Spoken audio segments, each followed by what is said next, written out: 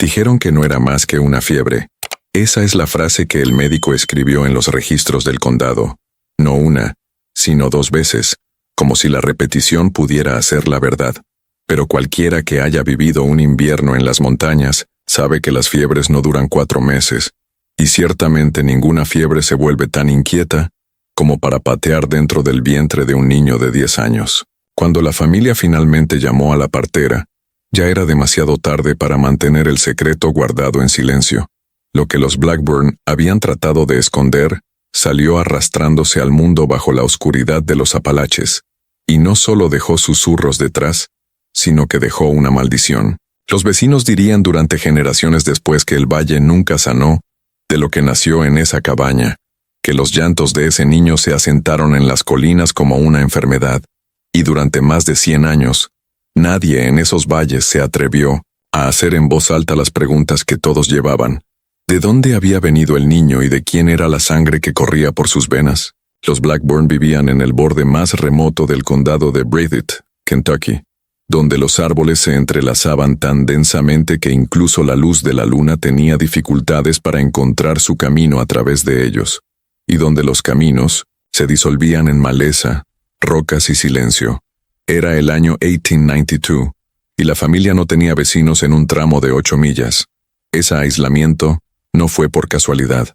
La tierra era implacable, con inviernos que arrancaban la médula de un hombre, veranos que asfixiaban los campos con maleza y tormentas que descendían de las montañas como si el propio Dios las hubiera soltado. Los Blackburn habían elegido ese lugar deliberadamente, un tramo de tierras salvajes donde los secretos podían permanecer enterrados y los ojos curiosos nunca se aventuraban. Aún así, el nombre recorría el condado, transportado por las lenguas, de los carros y los susurros en las porches. La gente no olvidaba las historias relacionadas con el viejo Reuben Blackburn. Recordaban a las esposas que había enterrado una por una, 3 mujeres en total, cada una bajada a la fría tierra detrás del granero, sin que ni siquiera una oración del predicador marcara su partida. También recordaban a su hermano, encontrado, rígido en la nieve con los ojos bien abiertos, y las botas robadas de sus pies, una muerte de la que la familia nunca habló. Pero lo que la gente susurraba más, lo que mantenía sus voces calladas incluso cuando el fuego crujía demasiado fuerte, era su hija, porque fue en su historia donde la fiebre se convirtió en algo mucho más innombrable, y fue a través de ella que la maldición de los Blackburn echó raíces en el suelo de los Apalaches Dot. Su nombre era Clara Ara, una niña nacida tan pálida como la escarcha, tan pequeña como un gorrión y tan silenciosa como la tumba. Cuando salió al mundo, no hizo ningún sonido, ni un llanto, ni un suspiro, ni siquiera el más leve lamento. En esos días, la gente de las montañas decía que un bebé que nacía sin llanto traía presagios en su espalda, y los pocos vecinos de los Blackburn susurraban que ese silencio no era natural. Sin embargo, lo que realmente hizo que las lenguas se movieran fueron sus ojos. Uno brillaba de un marrón turbio, el otro de un gris pizarra frío, pero ambos estaban rodeados por un extraño halo amarillo, como la cera de vela dejada demasiado tiempo en la llama, derritiéndose en algo antinatural. Nadie en la familia había sido marcado de esa forma. Nadie, excepto el viejo Reuben. El parecido era suficiente para envolver la cabaña con sospechas, aunque nadie se atrevió a hablar de sus temores en voz alta. Clara Ara creció oculta del mundo más allá de 1906. La línea de la cerca.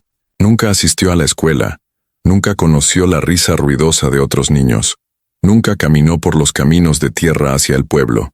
En su lugar, su vida estaba vinculada a la granja, a las tareas que mantenían sus manos ocupadas y su boca callada.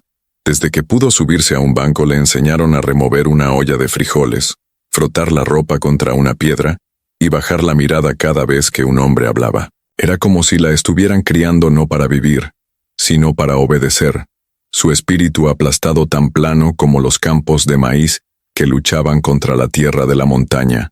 A sus 10 años, nunca había visto la tienda general, la escuela o el campanario de la iglesia, que sonaba débilmente a lo lejos. Para el mundo exterior ella podría no haber existido, pero el secreto nunca dura para siempre.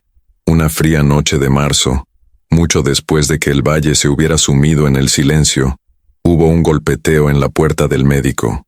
Allí estaba, Reuben Blackburn, sus ojos salvajes moviéndose como los de un hombre perseguido, su abrigo empapado de sangre tan fresca que dejaba manchas negras sobre las tablas del porche.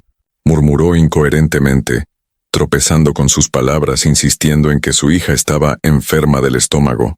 Su voz temblaba no por miedo a ella, sino por el pavor de algo que no se atrevía a decir. Cuando el médico finalmente hizo el largo recorrido por el arbusto hasta la granja de los Blackburn, la verdad esperaba en la luz tenue del granero. Clara Ara yacía extendida sobre una cama de heno, su pequeño cuerpo convulsionado, su pecho subiendo y bajando en respiraciones desiguales. Su cabello, húmedo, se adhería a su rostro, sus ojos desiguales, abiertos con un resplandor febril, pero no era fiebre lo que la había atrapado. La visión congeló al médico en sus botas, pues lo que se hinchaba debajo del frágil estómago de la niña contaba una historia mucho más oscura que cualquier enfermedad. Pero ella no estaba muriendo. Estaba dando a luz. La partera dijo que el bebé vino rápido, demasiado rápido, como si hubiera estado listo durante semanas. El bebé nació muerto, retorcido, con la boca abierta de par en par, y Clara Ara nunca dijo una palabra, ni durante el parto, ni después, ni por el resto de su vida. Lo que sucedió esa noche nunca fue registrado en ningún archivo oficial, pero la partera escribió algo en un trozo de papel que guardó oculto hasta su muerte. 3 palabras, todas en letras mayúsculas. No es su culpa. Después de esa noche Clara Ara desapareció. No literalmente. Todavía vivía en la misma casa en ruinas al borde del bosque. Pero la niña de la que todos susurraban se convirtió en algo completamente distinto. Las personas que se atrevieron a visitar la propiedad de los Blackburn dijeron que ella se movía de manera diferente, más lentamente que antes, como si sus huesos ya no funcionaran como solían hacerlo. Su piel se volvió aún más pálida. Su cabello, una vez grueso y castaño, comenzó a caerse en mechones antes de su 12º cumpleaños. Pero el cambio más extraño fue su silencio.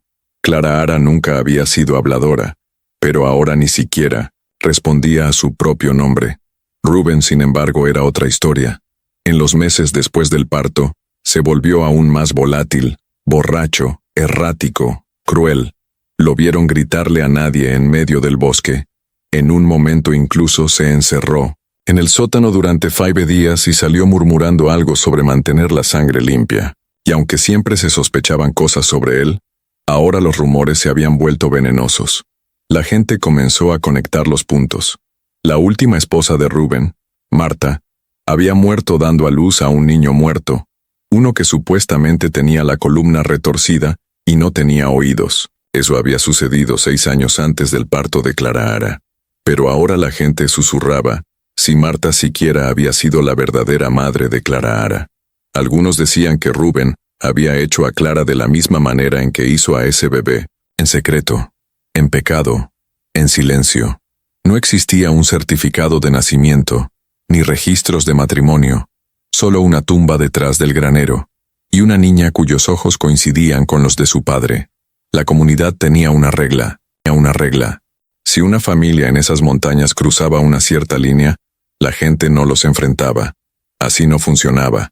El enfrentamiento era peligroso, orgulloso y a menudo fatal. En su lugar, simplemente se hacía espacio, un espacio amplio, silencioso, deliberado. Reuben Blackburn había tallado esa distancia él mismo, milla a milla, a través de matorrales y valles que servían tanto como muro como advertencia. Pero no era solo la historia de su hija Clara Ara lo que inquietaba a la gente, era lo que parecía seguirse en la sombra de la tierra después. Los campos que rodeaban la cabaña se volvieron tercos y yermos. El suelo se volvía ácido, como si hubiera sido salado desde dentro. Las cañas de maíz se marchitaban antes de dar la mazorca. Los frijoles se secaban antes de la cosecha, y los vecinos que pasaban en carretas juraban que el suelo mismo parecía gris, como si hubiera sido drenado de vida. Luego llegaron los animales, ganado encontrado mutilado de maneras que ningún depredador de la región era conocido por hacer, un caballo con la lengua desaparecida, una vaca con el vientre abierto pero sin tocarse de otra manera, Cada hallazgo esparcía susurros más lejos por todo el condado de Breathitt. Y luego llegó lo más espeluznante de todo. El niño del pueblo, no mayor de 12 años, que se perdió cazando ardillas cerca de la propiedad de los Blackburn y nunca regresó. Su rifle fue encontrado apoyado contra un poste de cerca, pero del niño mismo nunca se halló rastro, ni huellas, ni tela, ni hueso, solo ausencia, ese tipo de ausencia que mancha un lugar para siempre. Y aún así, como si eso no fuera suficiente, estaban las historias que se deslizaban en rumores y nunca se iban. La esposa del predicador afirmó haber visto a Clara Ara misma, descalza en el cementerio en una noche sin luna, llevando lo que parecía un bebé envuelto en sus brazos. Dijo que el niño no lloraba, no se movía, y nunca fue visto de nuevo por alguien vivo. Algunos llamaron a su visión histeria, el sueño febril de una mujer solitaria, pero otros juraban que la esposa del predicador no tenía motivo para mentir. Para 1895, nadie se atrevió a tratar a los Blackburn como meros reclusos. Se habían convertido en algo más, leyendas, o mejor dicho, leyendas malditas. Su historia cargaba con el peso del miedo, un tipo de miedo que la gente transmitía a los niños no como entretenimiento, sino como advertencia. En los años que siguieron, incluso los registros del condado comenzaron a desvanecerse, como si alguien o algo quisiera borrar toda la línea de sangre, archivos quemados en incendios en la corte, certificados de bautizo mal archivados o tachados, entradas de matrimonio arrancadas de los libros. Era como si la huella en el papel hubiera sido maldita para desvanecerse tan seguramente como los campos habían muerto. A principios del siglo, los susurros decían que nunca nadie sabría verdaderamente lo que ocurrió dentro de esa cabaña o dónde comenzaba o terminaba la sangre de los Blackburn. No fue hasta 1911 que el nombre volvió a aparecer. Elias Blackburn. El censista lo anotó claramente. Cabeza de familia, 16 años, ocupación, obrero. Pero en el margen el secretario del pueblo escribió algo que no encajaba con la simplicidad del formulario. No se conoce la paternidad. Se dice que es hijo de Clara Ara, sin padre listado. Para entonces, Clara Ara tendría 29 años, pero los habitantes del pueblo juraban que se veía más como una mujer de 50. Sus dientes, antes rectos, se habían podrido hasta quedar en muñones amarillos. Su columna se curvaba como un sauce doblado por la tormenta. Se envolvía en gruesas capas incluso en el calor opresivo del verano, ocultando lo que los lugareños llamaban sus cicatrices, aunque nadie pudiera decir que las había visto claramente. ¿Quién engendró a Elias? Seguía siendo una pregunta que nadie se atrevió a responder. Algunos murmuraron que ella había sido tomada nuevamente, presa del mismo pecado que marcó su nacimiento.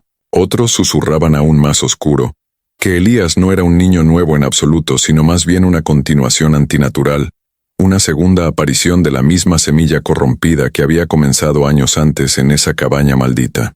Un ciclo, no roto sino repetido, un eco de algo más antiguo que la memoria viva. Elías mismo solo profundizó la inquietud. Rara vez hablaba, sus palabras eran cortas y murmuradas, y nunca pisó una escuela. Se deslizaba por trabajos ocasionales en las minas y campos, pero nunca duraba más de unos pocos días. Los hombres decían que llevaba un olor sobre él, no el sudor del trabajo, sino algo más terroso, más rancio, como si la tumba se aferrara a él. Los animales se apartaban cuando se acercaba. Los perros enseñaban los dientes, los caballos se apartaban de su toque. Incluso las gallinas se dispersaban al ver su sombra. Y los niños, sin ataduras por las buenas maneras, gritaban al verlo. Su miedo era agudo e inexplicable, como si sintieran algo que los adultos ya habían intentado no ver. Elias Blackburn nunca fue conocido por ataques de violencia. No golpeaba a los hombres en las tabernas ni iniciaba peleas en las minas. En cambio, lo que inquietaba a la gente era su quietud, una frialdad que se adhería a él, pesada como la niebla húmeda. Se llevaba a sí mismo con la misma sensación de familiaridad que acechaba en las viejas historias, un rostro y una manera que parecían prestados de otro tiempo. Más de un hombre del pueblo juró bajo juramento que el ojo izquierdo de Elias era el espejo del de Rubén, Aunque el anciano ya llevaba casi 2 décadas enterrado para entonces, el ojo tenía el mismo anillo gris, el mismo brillo opaco y ceroso, como si alguna parte de Rubén se hubiera negado a pudrirse. La gente susurraba que la sangre recuerda, incluso cuando los hombres son enterrados. Para 1915, Elías había reclamado las tierras traseras de la propiedad, erigiendo una choza con maderas torcidas del granero y clavos que se oxidaban en cuanto tocaban la madera. Vivía solo, o eso decía él, pero el valle no lo creía.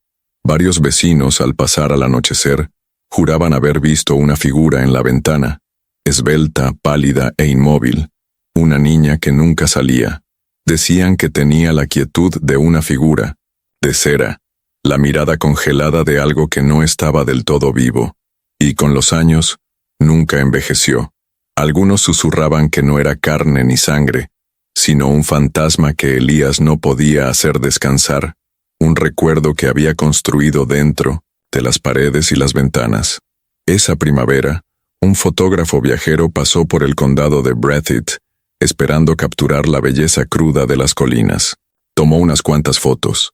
El campanario inclinado de la iglesia del condado, la niebla colgando baja sobre las crestas, y sin pie de foto, una extraña foto de un niño de pie frente a una choza torcida. La mirada del niño se fijó en la lente, plana e inmóvil, como si supiera exactamente lo que la fotografía iba a preservar. Su mano derecha colgaba a su costado, pero con la izquierda sostenía algo envuelto en arpillera.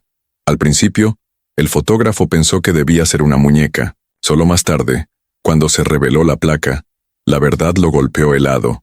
El paquete de arpillera contenía una mano humana, pequeña y arrugada, sin 3 dedos. La imagen sacudió incluso a los hombres más endurecidos. Cuando el fotógrafo intentó enviarla al periódico local, el editor la retiró inmediatamente, declarando que no era adecuada para los ojos del público. La impresión nunca se publicó, nunca se archivó, y no existe ningún registro oficial de ella hoy en día. Sin embargo, una copia sobrevivió, guardada en una colección privada hasta que un genealogista la desenterró 90 años después. Cuando apareció en línea por un breve momento, desapareció tan rápidamente. El administrador del foro la borró en pocas horas, citando solo que estaba demasiado perturbadora, posiblemente real. Para muchos, eso fue suficiente confirmación de que la maldición de los Blackburn todavía tenía garras, alcanzando desde más allá de la tumba, a través del medio del vidrio y el papel. Para 1933, Kentucky estaba atrapada en el estrangulamiento de la Gran Depresión. Las familias morían de hambre, las granjas se marchitaban, y los trabajos en las minas apenas mantenían comida sobre la mesa. Pero en las colinas sobre Jackson, un nombre permanecía casi completamente ausente de las conversaciones: Blackburn. Se hablaba de ellos solo en murmullos, en advertencias pasadas entre vecinos, nunca en voz alta en la iglesia o en la corte. Pues aunque Elías parecía desvanecerse en su choza, los lugareños juraban que la línea de sangre no había terminado con él. Corrieron rumores sobre una mujer que apareció una noche sin presentación, una esposa que nadie vio llegar. La describían como muda, una mujer cuyos labios se movían pero nunca emitían sonido. Su cuerpo era delgado como leña, su piel tan pálida que atrapaba la luz de la luna y parecía brillar. Ninguna familia vino a buscarla. No se registró ningún certificado de matrimonio, y su nombre se perdió en la memoria antes de ser escrito. La gente decía que ella era de ningún lugar, nacida de la niebla, o invocada de la misma podredumbre, que había acosado a los Blackburn durante décadas. Para cuando apareció, Elías ya había clavado los ventanales de su choza y colgado huesos de animales sobre el marco de la puerta, una protección o advertencia contra lo que merodeaba afuera, o adentro. La choza se desplomaba por el moho, las tablas resbalaban por la podredumbre, el aire dentro era agrio y húmedo, y sin embargo, de manera imposible, llegaron los niños. No 1, no 2, sino 3, nacidos en una casa sin luz, sin risas, sin historia. Niños que se decía llevaban la misma mirada cerosa, el mismo silencio inquietante que las generaciones anteriores. Eran 3 en total, 2 hijas y un hijo. Ninguno de sus nombres jamás apareció en los registros del tribunal, y ningún médico en el condado de Breathitt afirmó haberlos atendido al nacer. Para el mundo fuera de esa choza, bien podrían no haber existido. La única evidencia provenía de un solo testimonio, el relato de una maestra que susurró años después. Ella afirmaba que una mañana gris de otoño, mientras caminaba por el sendero boscoso hacia su aula, vio a una niña al borde de los árboles. La niña llevaba un vestido de lana demasiado pesado para la temporada, el dobladillo arrastrando barro, y en su mano arrastraba una cuerda áspera que raspaba el suelo. La maestra se acercó con suavidad, preguntando el nombre de la niña, preguntando dónde vivía. La niña no respondió, solo la miró con ojos que parecían entender, pero se negaban a ceder. Finalmente, sin decir una palabra, se dio la vuelta y desapareció entre la maleza, desvaneciéndose como si el bosque la hubiera tragado entera. Lo que más inquietó a la maestra no fue el silencio, sino el rostro de la niña. No era grotesco ni visiblemente deformado. Era peor que eso. Estaba sutilmente mal, como un retrato familiar que había sido repintado por una mano temblorosa. El espacio entre los ojos no era completamente humano. La curva de la boca era un poco demasiado larga. Las proporciones estaban fuera de lugar de maneras que el cerebro luchaba por ubicar. No se lo contó a nadie en ese momento, temerosa de las burlas, pero el recuerdo nunca la dejó. Luego vino el incendio. En las horas muertas de 1939, un vecino en la colina vio el humo elevándose por el cielo negro sobre la choza de los Blackburn. Para cuando llegó la ayuda, el edificio era una antorcha, las llamas siseando a través del techo, devorando las maderas como si fueran papel. No se oyeron gritos desde dentro, ni súplicas frenéticas por ayuda, solo el rugido constante del fuego consumiendo el silencio. Cuando finalmente se apagó el incendio, no quedó nada más que montones de cenizas y un extraño sobreviviente, una sola tabla del suelo, ennegrecida en los bordes pero intacta. En su parte inferior, grabados profundamente en la madera, los investigadores encontraron 13 nombres. La mayoría eran desconocidos, fantasmas sin rastro en los registros del condado, pero 2 destacaron: Elías y las letras CL, y un nombre sobre todos congeló la habitación: Renacido. El forense buscó en las cenizas durante días. No se encontró ni un hueso ni un diente, ni siquiera los clavos torcidos de un ataúd o una cuna. Era como si la familia se hubiera ido con el humo, dejando solo la tabla quemada como su firma. Oficialmente, las muertes fueron registradas como presuntas, pero la línea para la causa de la muerte quedó en blanco. El informe nunca fue firmado. Meses después, los archivos del pueblo fueron asaltados. 5 páginas del expediente de los Blackburn fueron arrancadas, limpias como si fueran cortadas por una hoja. Nadie supo quién lo hizo, nadie fue acusado, pero a la mañana siguiente la puerta de la capilla tenía un mensaje escrito en carbón negro: La sangre permanece pura. Desde ese momento, el nombre de los Blackburn desapareció en el silencio. Década tras década, se desvaneció de los registros públicos. No nacimientos, no muertes, no matrimonios, no escrituras. Era como si la familia se hubiera disuelto en humo, su línea borrada no solo por el fuego, sino por intención. Sin embargo, los más viejos en el condado de Breathitt, aquellos que vivieron lo suficiente como para recordar las historias, nunca creyeron que todo hubiera terminado. Decían que no desapareció, solo se enterró más profundo. A finales de la década de 1950, cuando Kentucky empezaba a entrar en la modernidad, un hombre juró que la línea aún no había terminado su trabajo. Su nombre era Chester Boyd, un electricista que viajaba por las colinas cableando cabañas para las nuevas líneas de energía. Años después, le contó a un reportero sobre una llamada que lo llevó cerca de la antigua propiedad de los Blackburn. Dijo que lo que vio allí nunca lo dejó. Una nueva estructura había sido levantada en la antigua tierra de los Blackburn, moderna según los estándares de la montaña, una estructura cuadrada con revestimiento metálico, pero de alguna manera, más inquietante que la choza podrida que reemplazó. Sus ángulos eran agudos, su fachada vacía, y no había ventanas en el lado que daba a la carretera, como si la casa hubiera dado la espalda al mundo. Ningún mapa del condado la marcaba. Ningún título de propiedad listaba su construcción, y sin embargo, ahí estaba, plantada en el valle como un secreto esperando ser descubierto. Chester Boyd, con su bolso de electricista y su portapapeles, se acercó a la puerta con la cautela de un hombre que había oído demasiadas historias. Tocó una vez, 2 veces. Finalmente, la puerta chirrió al abrirse y apareció un joven. Descalzo a pesar del camino de grava, su cuerpo era delgado, casi hueco, y sus ojos, nublados, lechosos, del color de la crema estropeada, miraban sin ni siquiera bienvenida ni miedo. Chester aclaró su garganta y preguntó quién vivía en la propiedad. La respuesta del muchacho fue extraña, ensayada, casi ritual. El padre del madre de mi madre construyó esta tierra. Nunca la dejamos. Las palabras resonaron en el silencio del valle. Chester, inquieto pero obligado por su deber, preguntó si necesitaban servicio eléctrico. Los labios del muchacho se curvaron en una sonrisa que no alcanzó sus ojos pálidos. No dejamos que entre la luz. Eso fue todo. Ninguna invitación, ninguna explicación, solo el eco de un credo. Chester retrocedió, disculpándose con gestos que no significaban nada. No se realizó ningún servicio, no se instaló ningún medidor, nunca presentó un informe.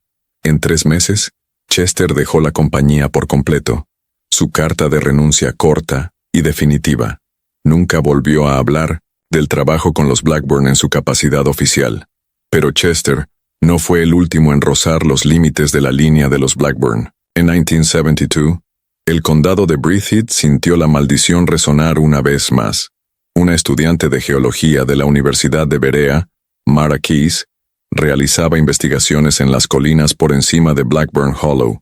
Joven, determinada, armada, con mapas y cuadernos, desapareció sin dejar rastro. Los grupos de búsqueda peinaron las crestas, registraron los arroyos y las cabañas abandonadas. Semanas después, su diario de cuero fue encontrado dentro del hueco de un tronco caído, húmedo pero intacto. La última entrada heló incluso a los investigadores experimentados. Los vi, 2 niñas, el mismo rostro, el mismo vestido. Estaban de pie a cada lado de un tocón solo observando. Una de ellas me dijo algo, no quedaba sangre. Después de esa línea, las páginas terminaron abruptamente. El cuerpo de Mara nunca fue recuperado. Ningún hueso, ninguna prenda, nada más que ese diario para marcar su partida. El sheriff de ese momento, William Poe, tomó la desaparición de manera personal. A diferencia de otros antes que él, no desestimó los susurros. Abrió una investigación discreta, sacando los viejos archivos de los Blackburn del almacenamiento, revisando los registros del censo y desenterrando los títulos de propiedad del tribunal que habían estado acumulando polvo en el sótano. Lo que descubrió en esos papeles fue suficiente para desmoronarlo. Los colegas recordaron cómo su rostro cambió en las semanas siguientes, con los ojos hundidos, demacrado, como si hubiera mirado demasiado tiempo algo que lo miraba a él. Al final del año, Poe se jubiló anticipadamente, vendió su propiedad y dejó Kentucky atrás. Antes de desaparecer, dio una entrevista a un reportero local. Cuando se le preguntó si creía que los Blackburns todavía existían, su respuesta fue cautelosa pero inquietante. No como tú y yo, no de la manera en que la gente espera, pero sí, siguen aquí. Lo que queda de ellos lo recuerda. Sus notas, los archivos que llevaba del tribunal y las páginas que marcó con su propia mano, permanecen selladas hasta hoy. Nadie ha podido abrirlos, y tal vez nunca lo harán. Si todavía estás viendo esta historia, ya eres más valiente que la mayoría. Cuéntanos en los comentarios, ¿qué habrías hecho si esta fuera tu línea de sangre? Y luego, en 1998, un nuevo fragmento del rompecabezas de los Blackburn apareció, no desde las colinas de Kentucky, sino desde cientos de millas de distancia. El siguiente hilo de la historia de los Blackburn no surgió del suelo de Kentucky, sino del otro lado del río, en el sur de Ohio. En 1998, una enfermera llamada Gloria Farrell presentó discretamente una pista anónima a una pequeña revista regional de genealogía, conocida por publicar registros familiares oscuros e historias orales. Su relato, enterrado en las últimas páginas de un número que nunca se distribuyó ampliamente, describía un encuentro tan perturbador que aún inquieta a los investigadores que lograron conservar fragmentos de él.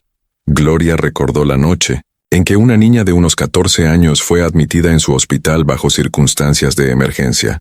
La niña estaba tan delgada que casi se veía a través de su piel, la cual se estiraba contra los huesos, y su habla era tan fragmentada que apenas podía hilvanar palabras. Desnutrida, deshidratada y, lo más alarmante de todo, con 7 meses de embarazo. Los médicos y enfermeras preguntaron por su familia, su nombre, cualquier dato para identificarla.